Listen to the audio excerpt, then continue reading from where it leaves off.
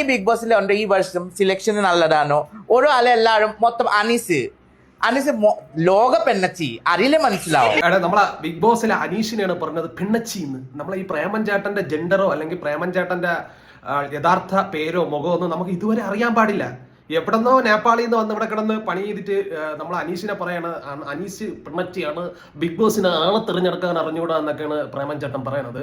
Okay, Preman ചേട്ടന്റെ കാര്യം അവിടെ നിൽക്കട്ടെ. അപ്പൊ ഇന്നത്തെ ബിഗ് ബോസ് കണ്ടപ്പം എനിക്ക് നല്ല ദേഷ്യം വന്ന ഒരു തള്ളച്ചിയാണ് ഈ ലക്ഷ്മി എന്ന് പറയണ ഇവരെ ക്യാരക്ടർ. ആ പിള്ളേരെ മുഖത്തേക്ക് പറയുന്ന ചെവിളമാർക്ക് സമൂഹത്തിൽ ഇറങ്ങി നടക്കേണ്ട ആവശ്യമില്ല, എന്താ ഇവരെന്താ വല്ല ഏലിയനാണ് അങ്ങനെ സമൂഹത്തിൽ ഇറങ്ങി നടക്കാൻ പാടില്ല എന്നൊക്കെ പറയാം. അതേപോലെ വീട്ടുകാർ കയറ്റുന്നില്ല. അയ്യോ, സ്വന്തം ഭർത്താവിനെ ആരാണെന്ന് പോലും പറയാത്ത സമൂഹത്തിൽ ആ വലിയ മാന്യതയായ വ്യക്തിയാണ് മറ്റൊരാളുടെ വിരലൊടിഞ്ഞു പോയതിനെ കുറിച്ച് പറയുന്നതാണ് എനിക്ക് മനസ്സിലാവുന്നത്.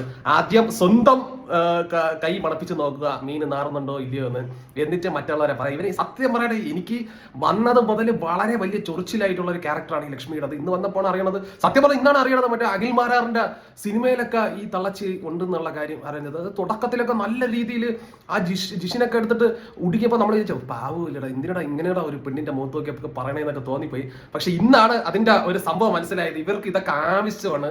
ആ നാക്ക് പൊന്നും കുടം പോലത്തെ നാക്കാണെന്നൊക്കെ ഇന്നാണ് എനിക്ക് മനസ്സിലായത്. ആ നൂറേനെയും ആദിലേനെയും പറഞ്ഞ സംഭവം ഇന്നത്തെ ബിഗ് ബോസ് എപ്പിസോഡ് കണ്ടവർക്ക് അതറിയാം. ഇവളുമാർക്ക് സമൂഹത്തിൽ ഇറങ്ങിയത് അങ്ങനെയൊക്കെയാണ് അവിടെ പറയേണ്ടത്. ഒരു മാന്യമായ സംസ്ഥാനം വേണമെന്ന് എനിക്ക് തോന്നിപ്പോയി.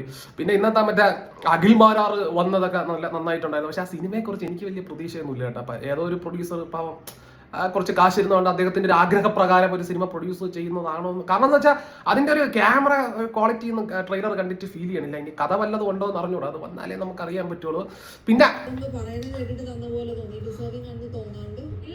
പിന്നെ അതേപോലെ തന്നെ ആദിലേരെ നൂറേരെ കാര്യം പറയുമ്പോഴേ എനിക്ക് തോന്നണേ മിക്കവാറും ഈ ബിഗ് ബോസ് സീസൺ തീർന്നതിന് മുമ്പ് ഇവർ പിരിഞ്ഞു പോകുമോ ഇല്ലയോ എന്നുള്ള കാര്യം പോലും ഡൗട്ടാണ്.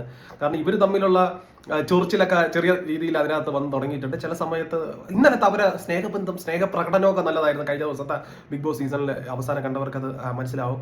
പിന്നെ ലാസ്റ്റ് നമ്മളെ കുഞ്ഞുഞ്ഞു 30 വയസ്സായ മറ്റേ അനുമോള് ഇന്ന് നൈസായിട്ട് കിട്ടിയ ചാൻസിന് ഒന്ന് കരഞ്ഞു മെഴുകി പ്രേക്ഷകരെ സപ്പോർട്ടൊക്കെ പിടിച്ചു പറ്റാൻ ശ്രമിക്കുന്നത് ലാസ്റ്റ് കാണാൻ പറ്റി. ഒരു കാര്യമില്ല, ഒരു ഏഷണി തള്ളയാണെന്ന് തോന്നണേ അവർ കണ്ടിട്ട്.